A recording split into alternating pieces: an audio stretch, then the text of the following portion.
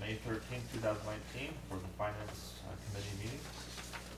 And turn it over to whoever's I'll just kick it off real briefly. So there's only one item on the Finance Committee agenda today. It's an update on the budget.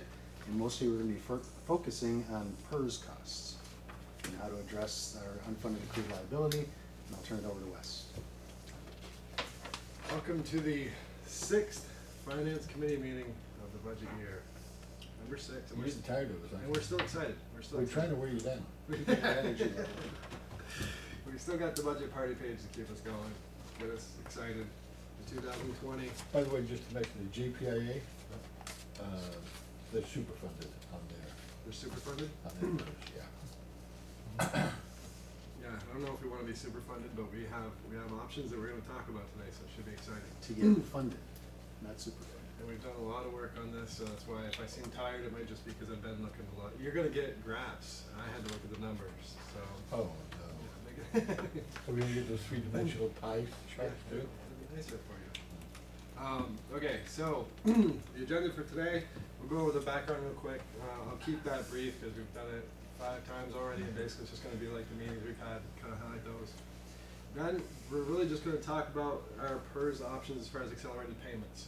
We've gone through all the materials and services, we've gone through the labor, we've gone through water purchases and sales now, talked about capital projects, so we've developed the draft budget almost in its entirety. That's at a point where it's almost just ready for board approval, but at this point we want to take that model, that draft, and plug in the PERS payments and see what we get out of that, what our capacity is to pay that. So we're going to focus on that today, give you some scenarios that we've gone through, some of the best options we think for the district, and see what your thoughts are and get your feedback. And when this ultimately goes to the board, and Director Martin will know the example I'm going to give, but we're going to be giving the board options.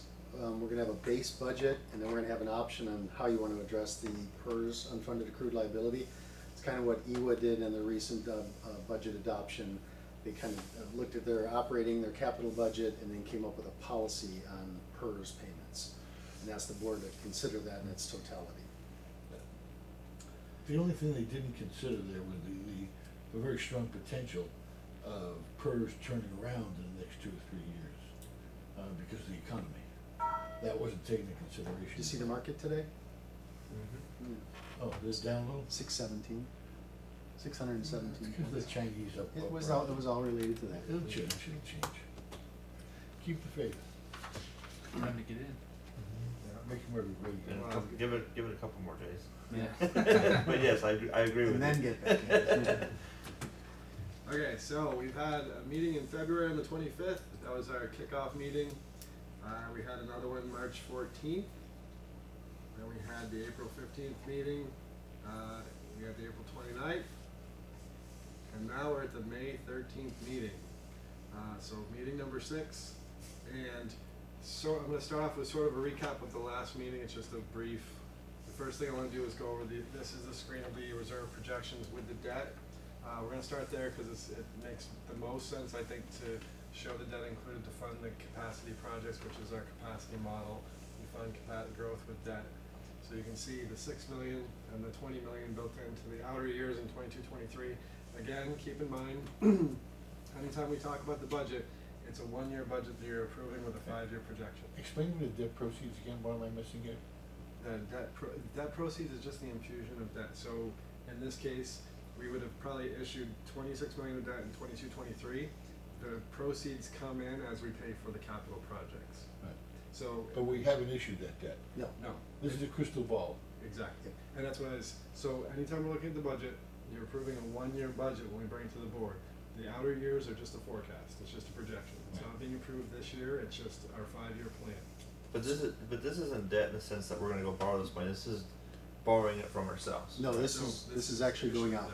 Oh. So what this does is this will address what we used to call the deficit, which is now the capital facility revenue shortfall, and new projects that will be coming online for capacity. So in 22-23 and 23. So wait a second, because now you brought that up and we're still gonna harp on that. Because the truth is, we never collected those fees, we weren't going to collect those fees, we didn't collect the fees, so there's no shortfall, it's just the way it is.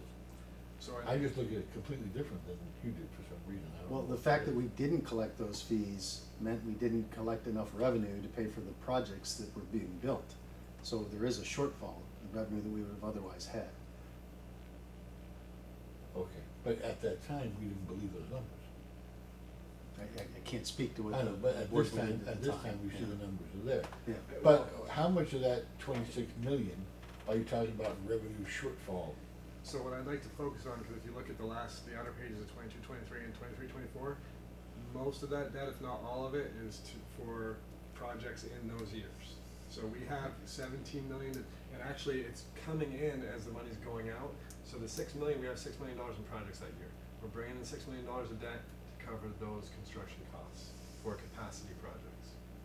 So that's a 0-0 right there. You're bringing in the debt to pay for the projects. Same thing with the 23-24 year. That $26 million in debt right there is to cover capacity projects. Okay. And that's in line with our capacity fee model, which says you issue debt when you start the project, when you do the project. But have we come to, I mean, we don't have a final number yet for that capacity fee going forward, do we? No, so what we have built into the, what we built into the budget at this point is staff's recommendation. Cause we've gone through. So, is Wednesday, and I, I missed the last meeting, I was out of the loop, but is Wednesday gonna be, you're gonna present to us and we're gonna, is that the final meeting or No, is it just a? Wednesday is just a presentation, just to get the board up to speed on all the information that the finance committee has been privy to, and then I can't remember the date for the actual. So the workshop's supposed to be the 29th, and the final approval is June 5th. So the cap fees will go to the board the same night that the budget goes So to, Wednesday's just an update. just an update, And June 5th is a regular board meeting.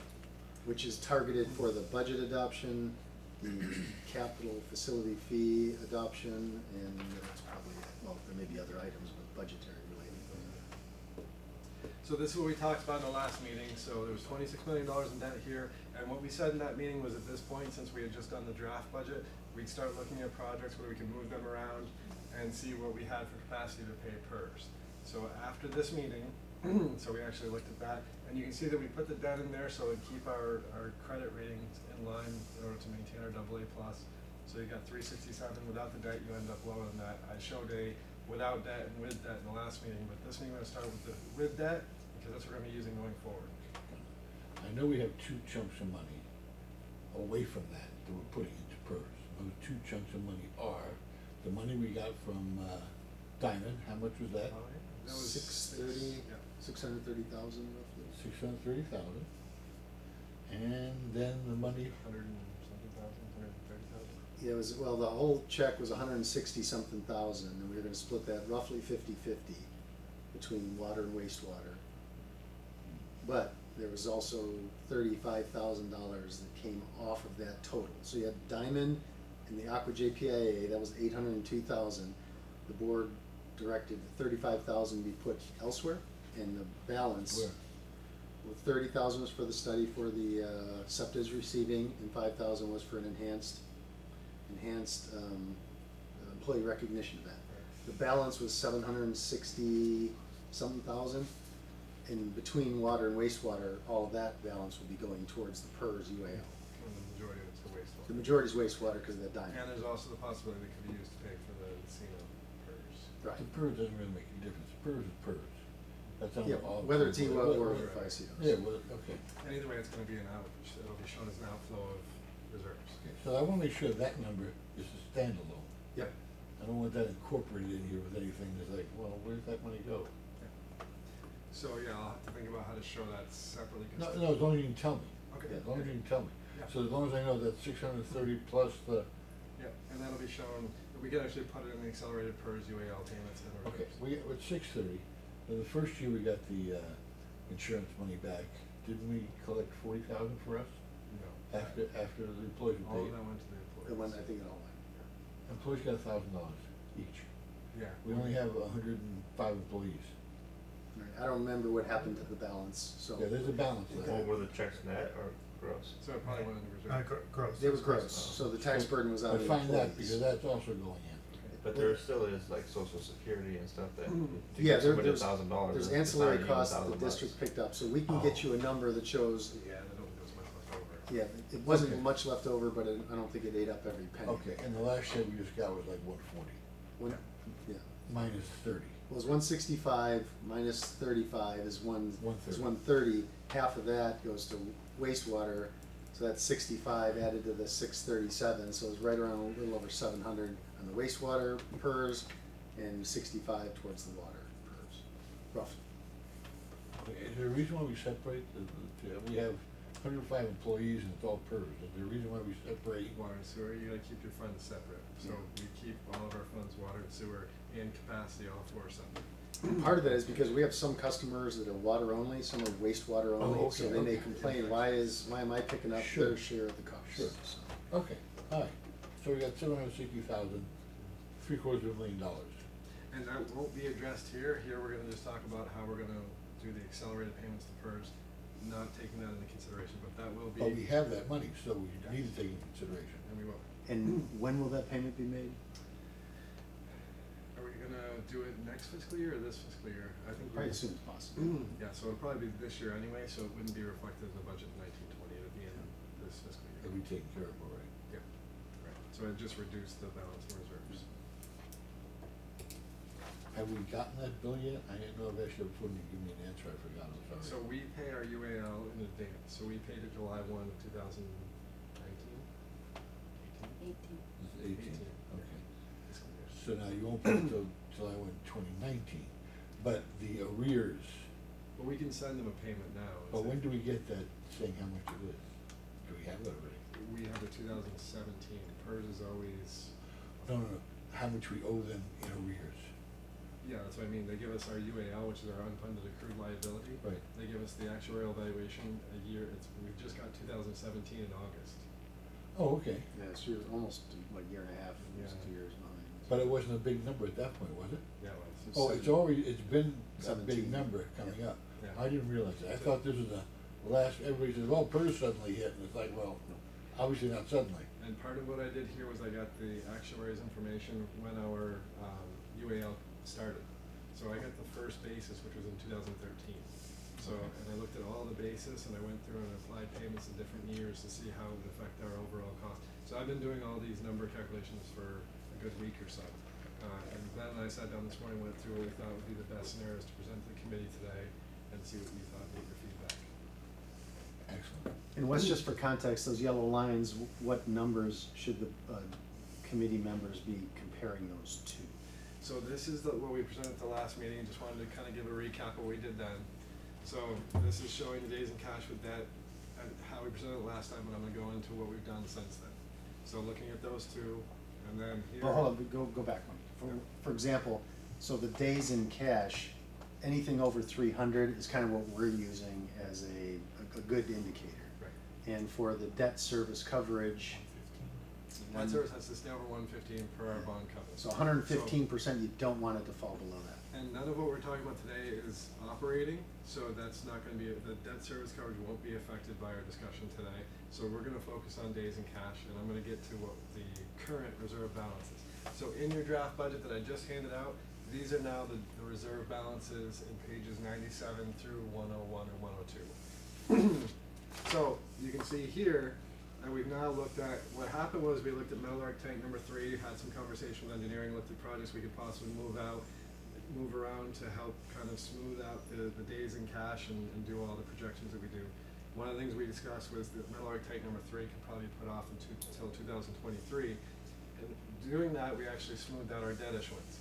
So, and stayed in line with our capacity fee model, which says that we issue debt when we have capacity projects. Tank number 3 is a capacity project. So by pushing out to 2023, it's $4 million, I believe, that we pushed out there. So instead of $6 million, now we have $10 million to fund capacity projects in 2023. And we also, and then we have $18 million in 2024. And that's about the same as it was before. I think it was 20 million, now it's down to 18. So the total debt issuance is gonna be $28 million now as a result of moving that project out to 2023. That helps our overall balance of days in cash, because days in cash is based on your total reserve balance. We still have a lot of days in cash. You said 300 is the lowest number you wanna hit? So, and it's not really, I kinda use it as a baseline, saying I wouldn't wanna go below that, Right. taking in other factors into consideration. So I've kind of set that as my baseline using my judgment, and I'm setting up a meeting with financial advisors to go over what we've done here for our projections and get their opinions on it as well. And 115 is where you wanna be, lowest place you wanna be. We have to meet that, otherwise we're default, yeah. Alright, so you want close to that, right? Okay, so the other thing we're gonna look at, you'll notice here, I added a line into our reserve projections. So this is in every page of pages 97 through 101. I insert a line for funding the PERS UAL. So anything the board directs us to do will go into this line as far as accelerated payments to PERS. Yeah, let's be clear, that's just accelerated payments. The budget includes our required PERS Right. payments. This would be just additional. And those won't change because they're required from PERS. They'll only change if, for example, we pay a huge amount of the PERS balance, then PERS readjusts that going forward. So I've made those, And what is that number right now, PERS? it's gonna be like $1.5 million from 2021 out. Cause in 2021. Well, what number are you asking? Just because there's a lot of numbers. Yeah, just Yeah, for you. yeah, what are they saying, oh, total, if you write a check, you know, It's about 17 million. 17 million. Yeah, for our, Wow. well, and that's the Vallecitos share, that doesn't include the Vallecitos share of EWA. Right, But our number is about he was 800,000, 17. right? Yeah, it'd be 788, 79 per year for the next 3 years, depending on the changes next year. And they're doing what we're gonna kinda look at, and, every year they're readdressing it. So we're gonna Right. pay 79 this year, and next year they'll look at it again. That's what they did. And not make any deals with them, because then you committed to it. And that's what you'll see with our recommendations for ours too. So I've put this line in there now, and you can see the new debt issuance, and doing that, this is our beginning. So starting from the draft budget, we now have the debt service coverage of 189, 161, so on and so forth, and days in cash starting at 416. Now, when you see the graphs, you're gonna see 506, which is our ending balance at June 30th, 2019. We have about 506 days in cash starting this, then you'll go to the 416 and forward. So those are our days in cash balances. We're gonna be looking at what happens if we do accelerated payments to PERS, which is payments in addition to our $1.5 million, and how that affects the reserve balances. So, we looked at a bunch of scenarios, ran it through. I actually linked our budget to the actuary's model, and I linked it to a bunch of graphs. I had 3 sheets going together. I thought about bringing it in, but Glenn and I agreed that would just be too much plugging in numbers and it would get too confusing. So we went through some of the scenarios we thought were the most optimal, I'll call them, or the best scenarios. So what we'll be talking about today are 4 different scenarios. We're gonna talk about funding 100% of our PERS in 2020, so writing a check July 1 for $16.9 million. Funding 90% of it, so 90% of that 16.9, just sending them a check July 1 again. Do you have that much in the general manager's fund yet? Yeah, it's working up. And just pause real quickly on the 90%. At the EWA conversations, when they had their policy discussion, some member agencies expressed concern about being super funded. They didn't want to fund too much. If you put in 100% and then the stock market does well, you may be up 110, 120%. So But you don't have to put it in. You don't have to, but that's just for analysis purposes. I'm just trying to say why we picked 90. So we picked 100 and we picked something But below. when you're saying fund 100%, for how long? That's immediately. Just write the check July Let's 1st. write a check. So on day 1, you're square. In subsequent years, depending how the market goes, you may go up or down. Right, so you always are subject to market volatility. Okay. And unfortunately, day 1 it's the last actual invoice that we got. And remember, the last actual invoice we got was 2017. So you're already kind of behind or ahead of the curve if you pay 100%, depending on how it changed from 17 to 19. Because we're now going into fiscal year 20.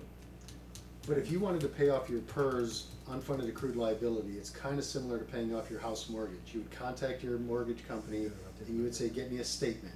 Tell me exactly what I owe you as of this date. Right. PERS will do the same thing, so that 1.5 year lag, they'll probably do all the calculations to figure that out, and they'll give us a number, knowing that that number will change a little bit. But without taking anything else into account, which you're gonna give us into account, we could write a check for it tomorrow. Yeah, and you'll You see could do those. that, but it Right. would screw up Yeah, everything. we'll get into detail on each of these 4 Okay. scenarios. Okay. Okay, so the third scenario we'll look at is going to be doing a 3-year model, so paying it off in 3 years, 100% funded. So similar to what you did with the policy brief, we'll say, okay, we'll have 3 equal payments as close as we can get to the equal payments and be 100% funded by year 3. in that scenario, you're looking at 1 year at a time again, because you're approving a 1-year budget. So if we decide to do that, we send like $5.5 million this year. Next year, we're doing the budget process again. If we decide we can't afford to make the 5.5, we're not locked into it. That's how we're gonna address that. Or if we wanna pay more, because, water sales are off the chart, flexibility. Yeah, but in 3 years with E-Way was different, because you got a lot of agencies paying into it, and it wasn't as big a pot.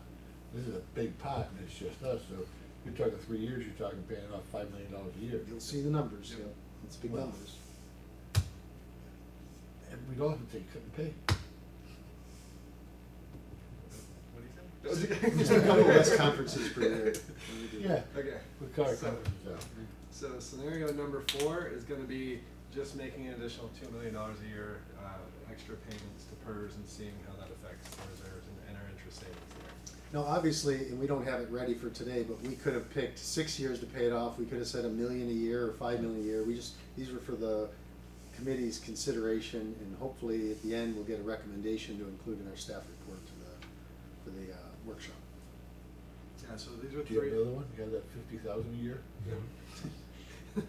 Well, is So there, we- is there a minimum that we have to do? This is all on top of This the is, minimum. this is above and beyond the minimum, okay. Right. This is collecting 7.5% interest. So July 1, That's 2021, and it's 7%. Yeah, it's going 7%. It's currently 7.25, going down to 7%, and that's actually built into the model as well. Wow, the economy's doing well. And then it's 7% for the foreseeable future. Right, and July 1, 2020, they haven't done this yet, but they're gonna make it a 20-year amortization. So they're gonna lock you into that, so you have to pay it off in 20 years now. Currently, it's 30 years. So you'll hear everybody present it and say there's a 30-year amortization, because there is right now. But July 1, 2021, they're gonna change it to 20. That's only if we wanna lock in to their program. No, they require everyone, July 1, 2021, to pay 20. They're saying everybody's gotta be on a 20-year amortization. Right. If you wanna pay it off quicker, you can. You Oh, just can't okay. pay it off over a longer period. of Oh, time. okay, yeah, okay, I got it. They do offer what they call a fresh start program, and you can go with 15 years or 10 years if you want to, and once you decide to do that, you're locked into 15 Yeah. or 10 years, and you can't go back to the 20. Doesn't make a lot of sense, but you may opt to do it because there is savings. You might as well just make additional payments on your 20-year plan and have the Right. savings the same I'm time. not having the same thing. Okay, so these are a lot of graphs. You got 4 graphs here. I told you I was going to give you a lot of graphs. No numbers, but very little numbers, mostly graphs. So these are the reserve graphs you've seen in the previous presentations. Put them all here, and this is what they currently are at using the draft budget. So right now, it's showing the water replacement reserves top left, the sewer replacement reserves top right, the combined replacement reserves in the bottom left, and then we have the days in cash in the bottom right. This is where we are with the current draft budget, and you can see water replacement is kind of leaning or headed towards the ceiling on that graph. Sewer is trending towards the floor a little bit more, but that's as a result of Encina's projects. They're all replacement, and they're budgeting $5 million a year just for us. So that's kind of what's causing that dip towards the floor there. And overall, you can see in the bottom combined left that we're pretty healthy as far as our floor and our ceiling. We're right pretty much, actually more towards the ceiling than we are the floor. Now, this does not assume any accelerated payments. This right here This is is the just baseline. starting, yeah. Yeah. This is our starting point where we are right now with the Oh, draft this is budget. with no payments towards the Well, bank. Right. the minimum, we're paying the minimum, but we're not making any accelerated payments. Right, so no accelerated payments, starting point right here. What I'm going to next is how this changes from accelerated payments. So you can see bottom right, the days in cash. So as I mentioned, 2019 we're at 506, goes down to 416. This is just a graph of what I just showed you. And I plugged in the baseline for the 300 so we can see how it's affected by these So accelerated. before you go ahead, get used to these 4 charts, because you're gonna see these 4 charts for each of the 4 Okay. options that we're gonna present. Okay, so scenario number 1, we mentioned funding 100%. This is what the graphs look like if we funded 100%. If we sent PERS a $16.9 million check, July 1, 2020. You can see, well, first of all, I guess I'll go with the conclusion at the beginning, but interest savings by doing this would be $16.1 million. Oh. If we were to, over the 20-year amortization, 30-year amortization, which currently is, we're gonna pay $16 million in interest. If we were to send them a check July 1, that interest would be avoided, so we'd save $16.1 million. Yeah, Yeah, Now you can save see- the amount of what we owe. Yep. Yeah, it's almost. Actually, it doesn't look that bad. I thought it was gonna be like the down, water like way wastewater below the. replacement looks just as good as the other chart. It's a little lower. Yeah, Can you so toggle I'm real little- quickly? So what you can see here is the arrows that I have, and that's where it's really affecting, because we're paying in July 1. So these two arrows are where they're dipping. Yeah, so we write it out for a year. Yeah, you got about 60% in water, and the other 40% goes to sewer as well.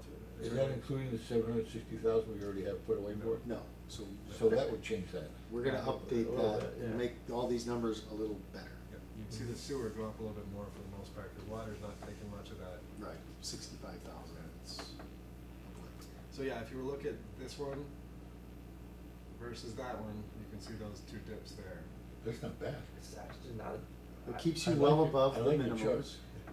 And then you can see, so there, the next one is this. So our days in cash down there is now at 309, and you see it, but it does end up recovering a little bit towards the end. So it comes back up and it stays over 300, which I've established as the baseline in looking at the ratings criteria. So Glenn and I The discussed county this. only has 4 hours, so 300 days. Oh yeah, But, we actually looked into that. We didn't bring it up. I don't know. Do we ever come to a conclusion on that? But that, Which one? that Count. 700,000 that we talked about that's not on this chart, Is it? would that bring your days in cash just above the line? A little It bit. would bring it up, yes. Yeah. Yeah. You're already above the line, Yeah. this will bring you further. That should bring you back. further above, that's pretty, that looks like a good chart. So it doesn't look too bad. So this is scenario number 1, and days in cash goes down basically from 416, you know, it's up around 400, down to 300, and kind of trends back up at the end there. But this is what we look like with paying off 100% of it July 1. So, and that's a $16.9 million bill. If that changes, it would call PERS, that would change obviously, but that's plugged in now. So the next scenario would be 90% funded. So if we were to do this, so if we were to send 90% of the $16.9 million, we would have $14.9 million in interest savings.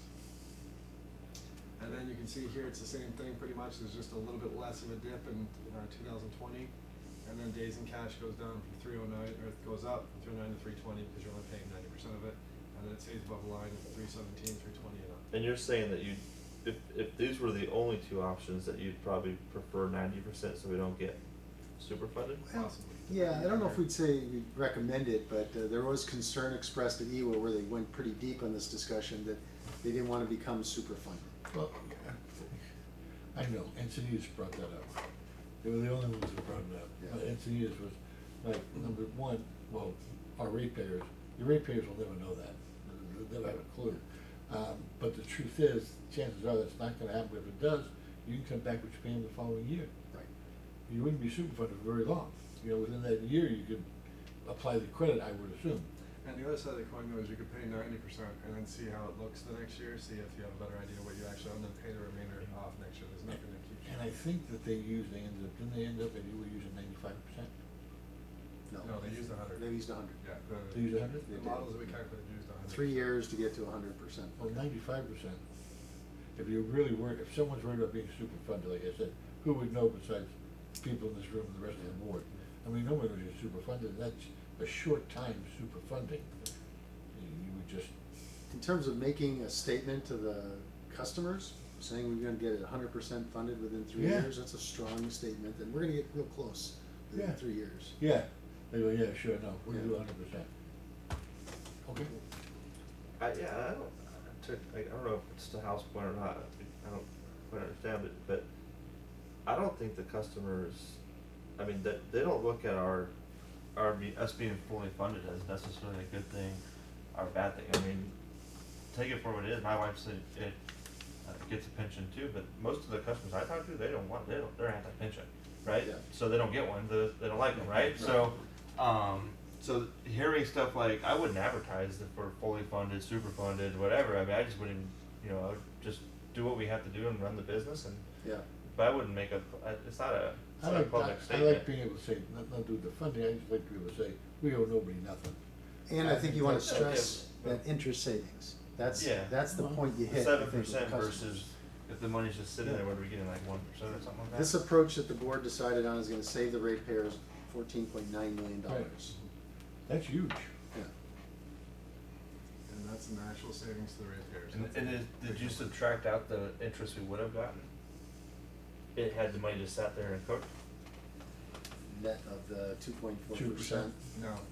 So this is just an, that savings is a little bit lower then, right? This is using the actuary's model, plugging in additional payments, cause they actually adjust the payments for the years after that. But you know what, so what I'm trying to think though is like, I'm trying to think what's the negative, because to me this seems like it's a no-brainer, but, so I'm trying to think, there's gotta be some negative consequence, and one of them is that if that reserve level remained how it is today, we would get quite interest on that amount, right? So there's a little bit of a ding there. Yep. But what am I missing? What other like potential consequences? I know if we have some sort of catastrophic event and we need the reserves at that time, but That's what I was gonna say, that's the one fear when you get it too close to the floor, if you have an event, cause the floor does assume you're gonna be making expenses. It assumes a certain amount of replacement that this is paying for. But if you had a catastrophic event that was hitting the replacement fund and you didn't have adequate reserves, then you may have to go out and issue debt, not just for a capacity project, but for a replacement project. That's not necessarily a bad thing, but there is an alternative out there if the worst case came to be. And that's why it's important that we actually keep the days in cash at a certain level, that we maintain our funding, like our reserve levels, our management's, all the rating criteria that they come and look at, and we do the surveillances. Cause then they can tell us through the surveillance what our credit rating is and our ability to issue debt. So if something were to happen, that would be, to be an emergency situation, if we could issue debt, it would help get us out of that situation, and we need that ability. Let me mention something we probably should have mentioned before we talk about any of these options. Each of these includes some built-in rate increases in the future. So for the revenue that's coming in, there is some built-in, but they're all the same. We didn't have a higher proposed rate increase for the 100% than we had for the 90%. We assumed a rate increase was the baseline, and then we compared them just based on how quickly we pay off. well, what was the baseline? In terms of the The rate rate increase. increases, Mike, do you remember what the? For all years, they're between 3.5% and 4% overall. That's combined, Bill? Combined. Yeah, so Yeah. that's pretty good for water and wastewater combined. So let me ask you this then. All right, so if you pay it off 100%, we're collecting the money to replace that money. Right, that's what we're doing. And when we get it fully replaced, then we cut the bills? So when, over time, and this doesn't look out real far, it only looks out 5 years, but over time, those lines may start to crawl back up to the then proposed ceiling. And that's when the board can start saying, hey, we're getting close to rate stabilization funds, or do other things that may cause either reduction in rates, unlikely, or a smaller increment, an increase in rates. And we're gonna be bringing this back every year or 2 years, depending on the Prop 218 and how we've kind of locked that in. So every year you'll get the new budget and rates will be looked at Right. over 2 So years. that's kind of the number you're looking at right now, the bottom line is 3.5%? Is that correct, Mike? 3.5 to 4. Yeah, and we had to put numbers in for all the budget projections, so. So that's the projection, that's not the final, but that's, Right. that's the number you think it's gonna be. And keep in mind, see, we raised our rates, what, 4.2? 4.3, yeah, 4.2 roughly to us, yeah. Alright, so that's the second option. So that's option number 2. So option number 3, paying PERS off in 3 years, 100% funded. Interest savings is gonna be 14.2. So we've gone from what, 16.1 to 14.9, and now we're at 14.3 million dollars in interest savings. So it's only 600,000? Difference. Yep. So it's about 600,000. You're paying it off over 3 years. Your days in cash. Well, let's go with this first. You can see this is a much smoother decrease coming here, and then rebounding towards the end, just like it did before. Balances are ultimately going to come back and be pretty much the same, but you see less of a decrease here. Yeah, but can you go back to the 90% again? Yeah. Just a matter, so if you look at where it's under 20 million, it's just a matter, do you want it earlier on or later on? Yeah. And it's still gonna go back up, so. And, I mean, you're paying a little bit more because you don't have the interest savings of the 700,000 or 600,000, but overall it's pretty similar. You're talking 30, 40 million versus. So those are the 2 replacement reserve balances, and then you have days in cash, it'd be a 381 versus the 320. And it goes to 333, 305, and then comes back up to about 354 in 2024. So that's the 3-year payoff. The last scenario that we've developed for the committee, paying an extra $2 million a year, and this is gonna go out for 5 years because we've got a 5-year budget projection. The interest savings would be $9.8 million. And you can see it's oh, I didn't do arrows for this one. So you can see these are a lot smoother. There's no real decrease there. It's just $2 million extra per year. Days in cash stays pretty much around 400. Doesn't change that much. And our balances stay right around the middle of the floor and the ceiling. And again, the choice of 2 million per year was fairly arbitrary. We looked at it at 1 and we knew we could easily absorb that, so we figured go up a little bit more. Yeah, and in this case, your amortization is just gonna extend out. They're pretty much gonna keep it at the 20 years. You just be paying off an additional 10 million over the 5 years that we have here. And then if we, you know, each year you decided to keep paying the 2 million, or if you change that amount, or how you do it. If you did 2 million a year, though, you're gonna spend an awful lot of money in interest. How much? If I were to do quick math, I could actually look at Roughly, that. well, Good, roughly good. 6 million more. 6 to 7. Exactly, because it was 16.2, 16.2. and that's simplistic, but. So, in summary, now we're gonna put it in the table format to summarize the 4 scenarios. So, for 100% payoff, we would have a $16.9 million payment. and That's in year 1, that's so that payment column is like in July 1 or something. July 1 of each year, yeah. So this would be 16.9 July 1, 2020, 15.2, or you pay 5.5 per year, little asterisk, because in the last year it ends up being $5.4 million. So you pay 5.5, 50, 2 years, and the last year it's about 5.42 or something like that. Interest savings comparison, so you got the 16.1, 14.9, 14.3, and the 9.8. And then you can see your days in cash in the 1920 fiscal year. The average days in cash over the next 5 years projected. The criteria that we kind of looked at, we really wanted to make sure, is it above the 300 days in cash, which is established as our baseline, and all of them meet that criteria.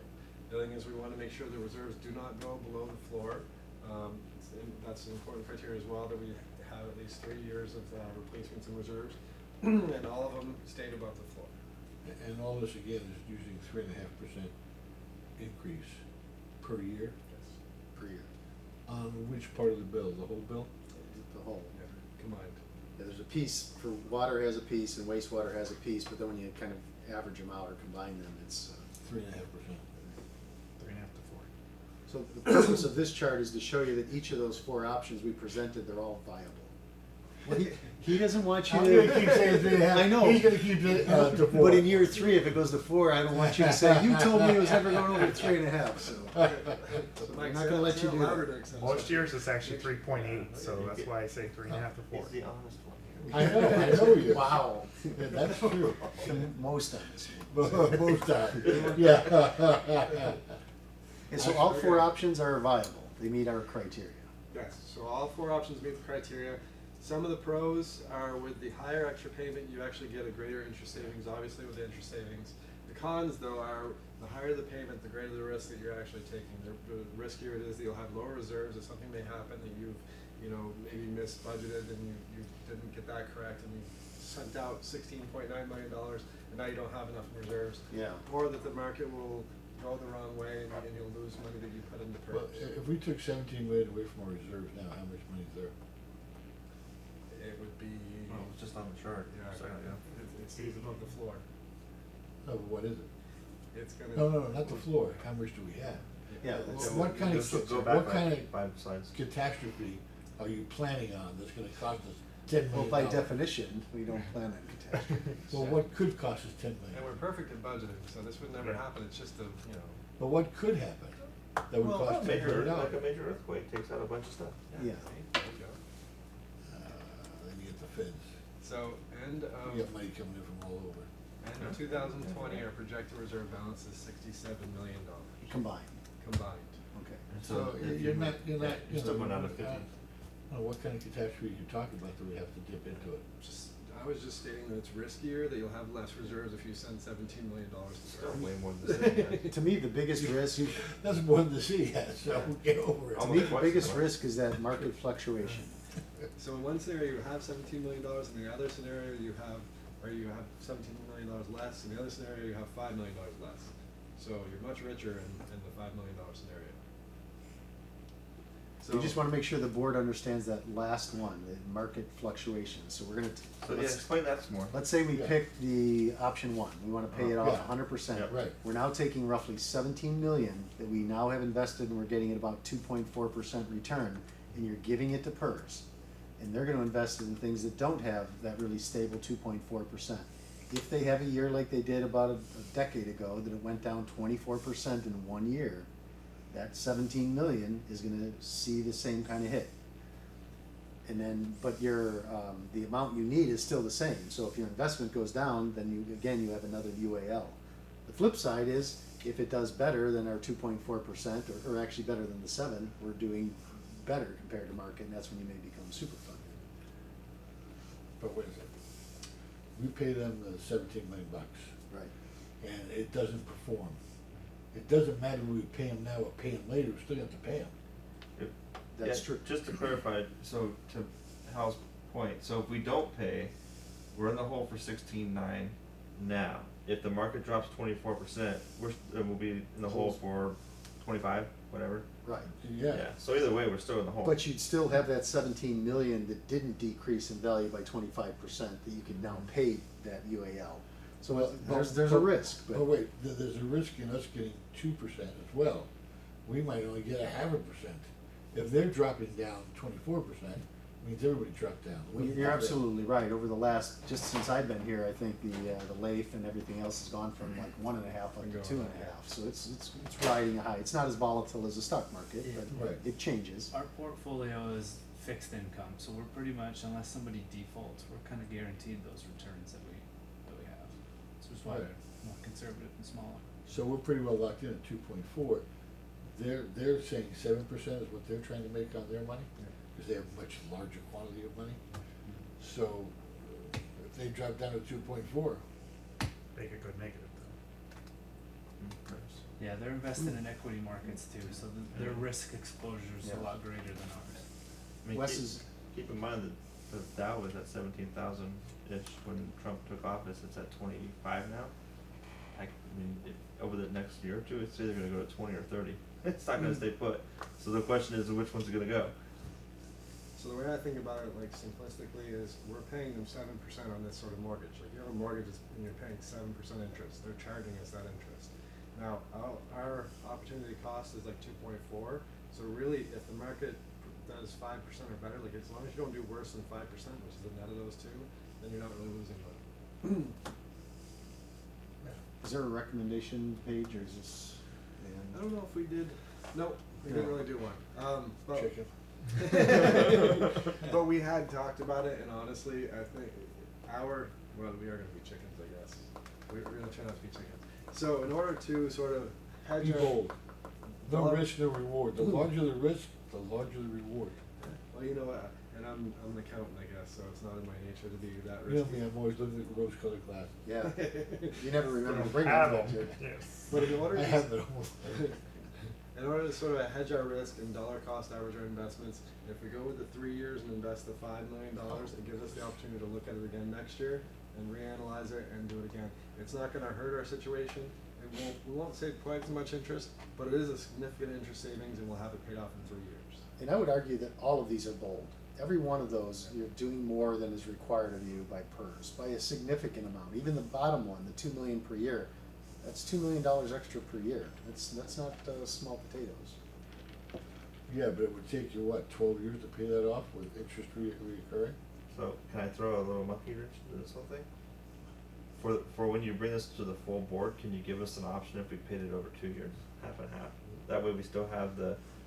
Yeah, that's what we're looking for. That feedback is: are these good options, or do you want other options to be considered? So pay over 2 years. 'Cause I was leaning towards the 90%, but then Wes brought up a good point. Maybe we do, because we'll also have maybe a better idea. I mean, the market's going to be interesting next year You got in an election. November. Yep, and it's gonna, so it could be wild. So maybe that buys us that year. We get past the election, we kind of see where everything falls, and then we can decide if we want to do another 8 million.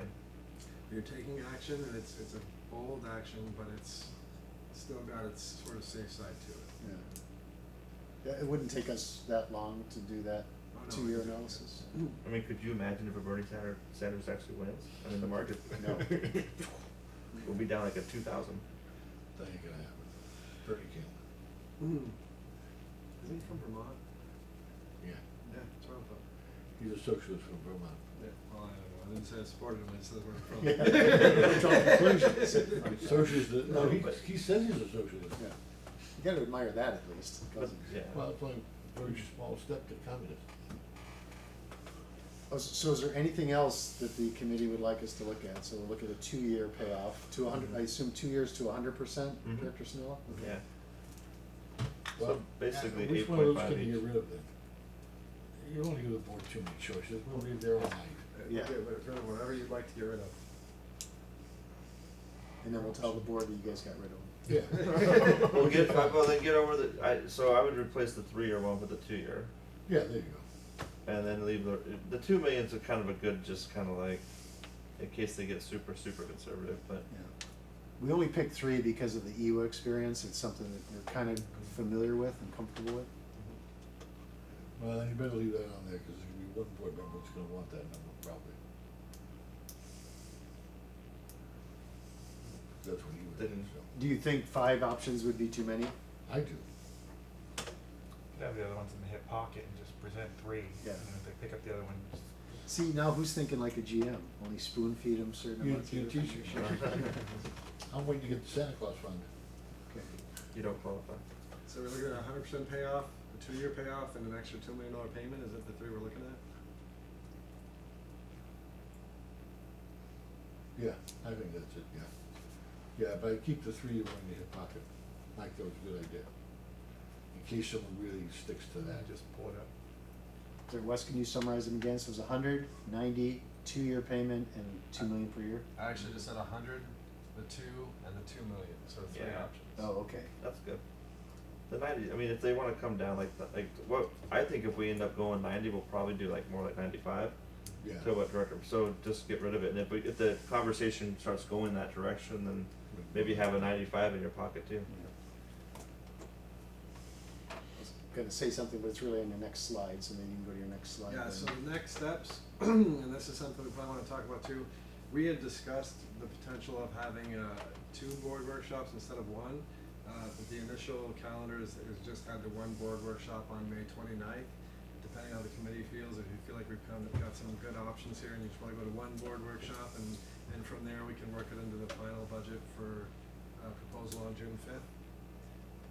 Well, that's not a workshop, you don't feel say, No, that's actually that's a full board It's meeting, a full but meeting. that's when we had scheduled the budget to be brought before the board for potential approval and adoption.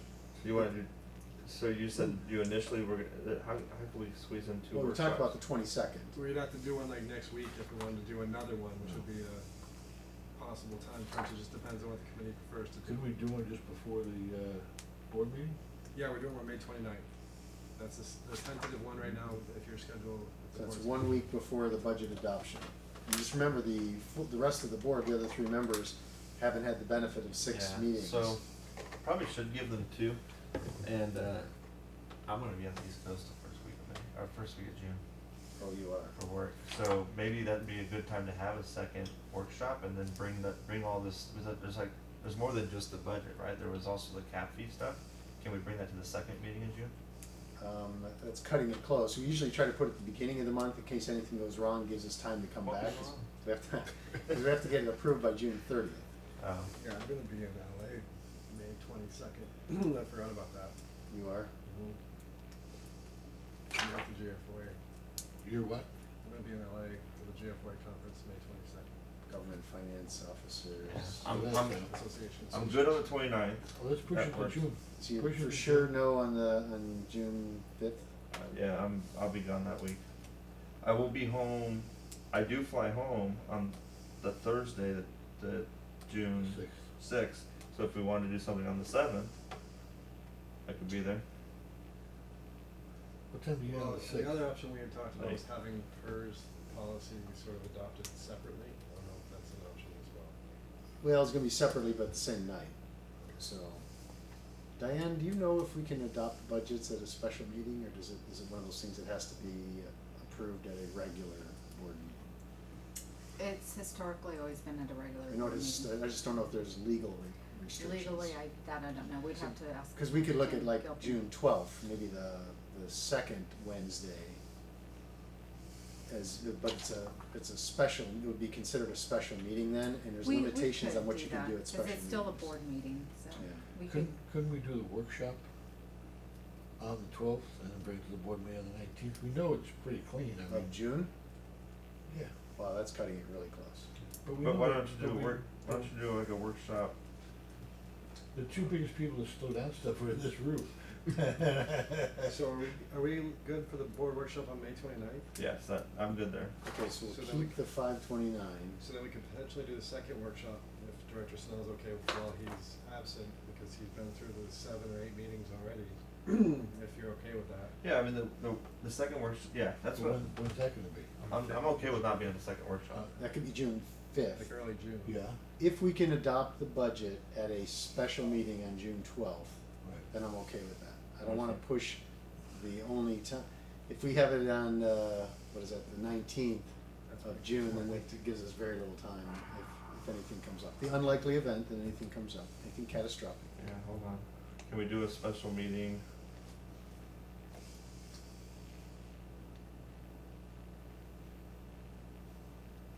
Can we do it on the 13th? It doesn't have to be a Wednesday, so Yeah, I can't do Wednesday. Sorry. Well, it's up to the whole board. It's we not- can't do the 12th. No. So we could actually go to the board workshop on the 29th. I could do the 13th. Get the board's feedback on whether they'd rather have another workshop or just go for adoption on the 5th, right? Well, but Mike can't be But there. I won't be here on the 5th. Okay.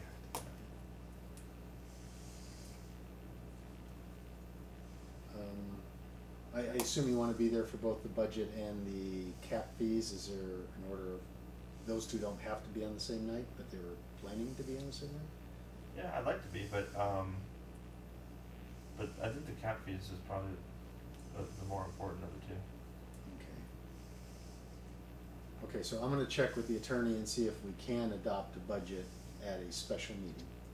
And assuming they can be adopted, then I can look into the June 13th and see if the board members are available. That's a Thursday. And Director Snella, you said you can be there on the 13th. I could be there on the 13th, and then the following week, 17, 18, and 19, I'm good too. Well, 19 is the regular board meeting. I gotta check my availability. I've got some kids graduating too, so. That's right, it's a graduation week, shoot. Which in my household's almost a guarantee that somebody's Yeah, always graduating or something.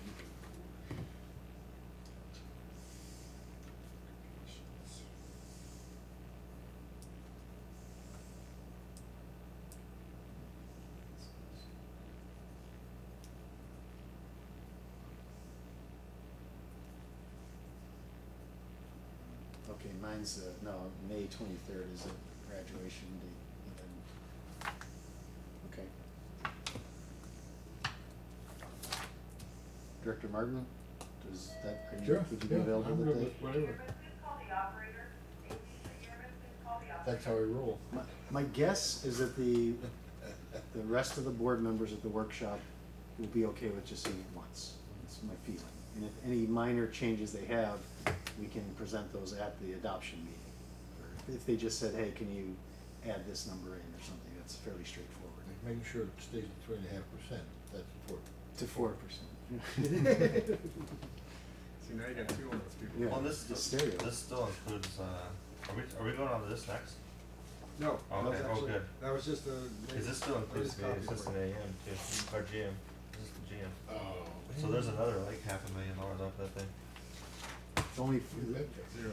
0 for the AGM, so we removed all the Oh, you funding did? for the AGM, we kept Oh. the position, Okay. removed all the funding at the finance committee's I don't, request. I don't understand this kept the position thing, I don't know what that means. You can eliminate in the real positions world. and has no ability to, then we'd have to go back It to just the board stays to on add the a board position.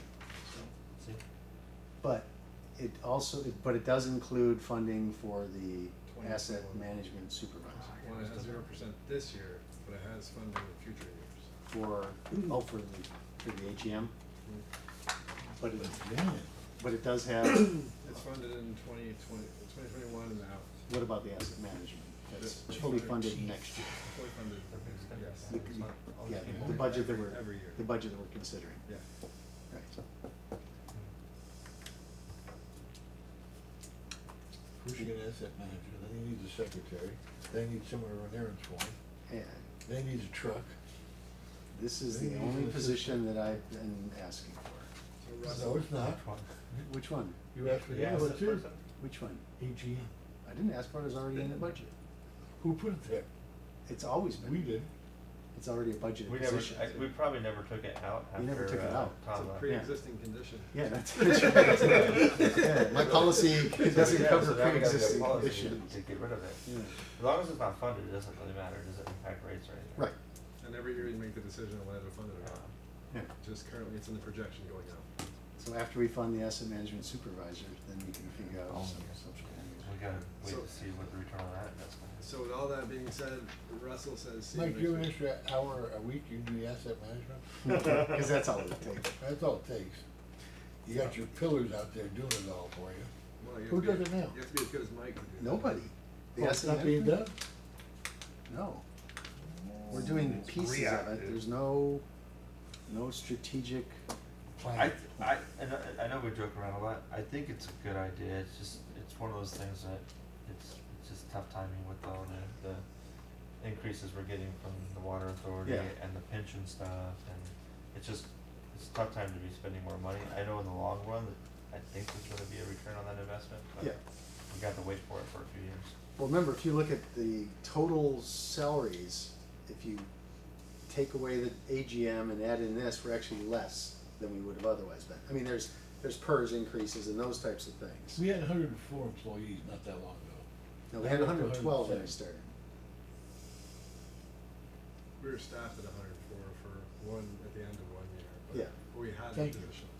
Well, because we were short 3 in collections and that didn't work out Yeah, well. but see, sometimes those numbers are misleading, Director Martin, because we do a head count of who's there as of June 30th. Yeah, Right. yeah. So if that, we may have had that position funded, paying somebody for 364 days, and the person retires on June 30th, and he doesn't show up on the books. So those numbers can be misleading. But if you look at fully funded positions, we'll actually be better off if you defund the AGM and fund the asset manager than if you kept funding him. And I know you could say you can defund that and not add this. But, You do both. Okay, is that it? That's it. That's it. Great job, guys.